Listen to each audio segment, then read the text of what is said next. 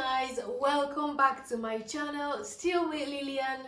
I'm so excited to welcome you guys back this week. I hope you had an amazing week. I am so excited and I can't wait to hear about all that happened in your week. Today I'm bringing you a very special episode. Someone will be joining us today to talk about switching from a technology background into software tech. So for example, if you've had your degree in any other tech field but you now want to go into software, how you should go about that, and anything else you need to know. So Hansel Jonathan will be joining us today. He's a software engineer at Rambo. I can't wait for you guys to hear all about his story, and I hope his story motivates you to be the best of yourself. Thank you guys. I'll see you right at the end of this session. Hi everyone, my name is Hansel Jonathan. Thank you very much, Lillian, for having me on your channel. Like Lillian introduced, I already have a science and technology background. My bachelor's degree was in electronics and computer systems engineering. However, my focus area was on electronics hardware and electronic circuits and embedded systems. After that, I had a master's in the Internet of Things, where I learned about cloud computing and wireless networks and mobile networks, and just focused on the hardware aspect of sensor networks. Despite this, I currently work as a software engineer in the digital team at Rambo. So you might be wondering, why did I make the switch to a software job, and how did I go about it, and what should interest someone who is in hardware with software? I'll answer these questions in this video. So let's begin. First of all, my interest in software stemmed from the fact that it's easier for me to make software projects. It's more convenient and quicker than hardware projects, which would require components, equipment, or development kits. For this reason, I started learning software.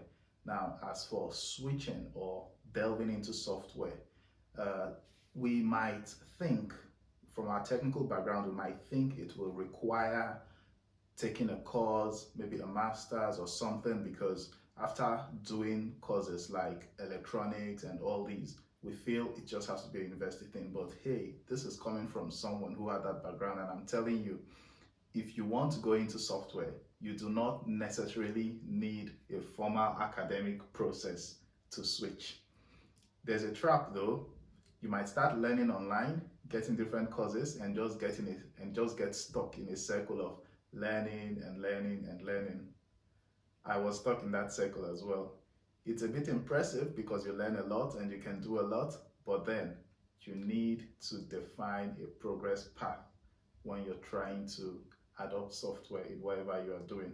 So ask yourself, why do I want to go into software? Is it to automate the things I already do at work? Is it to improve my employability?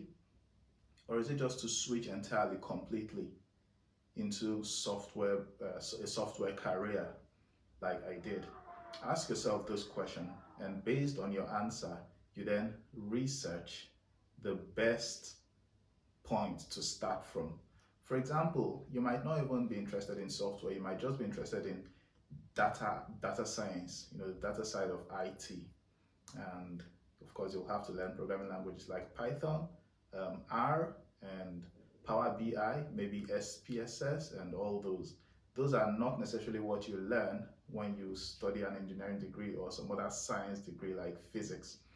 But if you want to get these skills, you first have to define, just like I mentioned, what your goal is. And based on that, as you learn, you build projects that are likely to get you employed if a job is your goal. How do you know these projects that are likely to get you employed? First of all, before you even do the switch, before you even start your learning, just do a quick Google search online, search for jobs in this area or that area. You can say software developer jobs or data analyst jobs. See their requirements first of all. Then when you see their requirements, you will see when you see the common requirements among many job searches, you will see the areas to focus more on, and the project, the languages, or what you should add to the project you are doing. Thankfully, Lillian has already helped us a lot by providing us previous videos where she guides you on the courses to take. But I will just give my own quick, short advice. The three main programming languages, if you want to go into programming, the three biggest ones, three top ones that keep competing are JavaScript, very popular, very much needed. And by the way, it has no connection to Java, whatever. It's just the only connections are that they are both programming languages. Then Python, very, very versatile as well. You use Python for data science, for machine learning, for all sorts of things, even for web design. And C Sharp. C Sharp is also very versatile and very, very important. Now, of course, you can't just start learning some of these languages by themselves. For example, JavaScript. It's a bad idea to just start learning JavaScript on its own without first learning HTML, CSS, and following the guidance that Lillian has provided about front end or back end and the common questions. So if you go through this route in your spare time, alongside your current job, or you just dedicate your whole time to do this and learn this, I guarantee you, as a tech person already, you will be doing yourself a big, huge favor.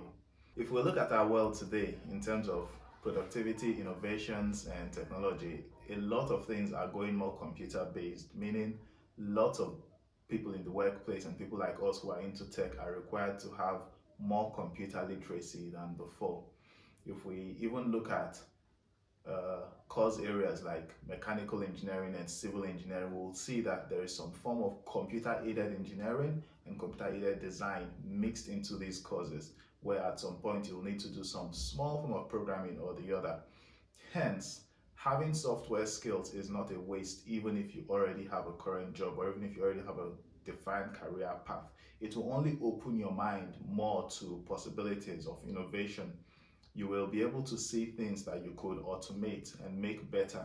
And it's just a wonderful additional skill set to have. Hence, I really recommend that even if you've not given it a thought or a try before, just try taking a course in a programming language, try doing a programming project, or just try building a portfolio for yourself and just see the experience for yourself, and you'll see that it is not a waste at all. If you have any further questions, my LinkedIn profile will be linked in the description below. And until next time, thank you very much.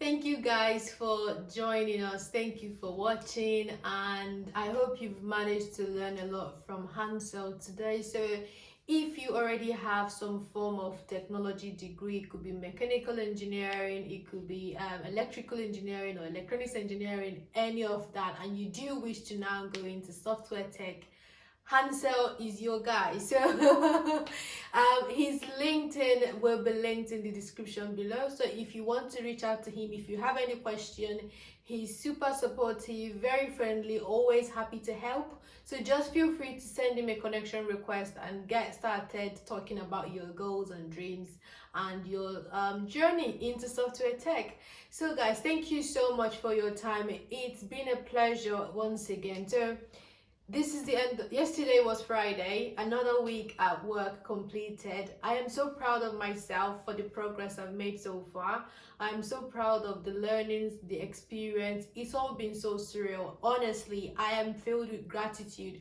And what I want for you in 2022 is I want you to achieve that level of success that you've wished for yourself. I want you to move forward in your career.